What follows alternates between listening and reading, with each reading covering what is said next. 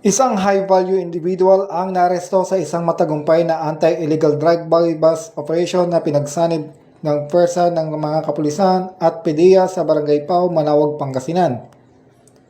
Kinilala ang suspect na si July, 46 taong gulang, walang trabaho at residente ng nasabing barangay. Siya may living partner at tinuturing na high-value individual sa illegal drug trade sa rehiyon. Na-recover sa operasyon ang 2 plastic sachet na naglalaman ng hinihalang shabu na tinatayang 50 gramo na may market value na humigit kumulang 340,000 pesos.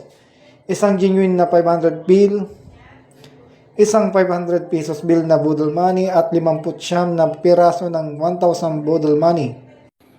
Naganap ang inventory at pagmamarka ng ebidensya sa mismong lugar ng operasyon sa harap ng suspect at mga saksi kabilang ang isang media representative at 2 barangay kagawad.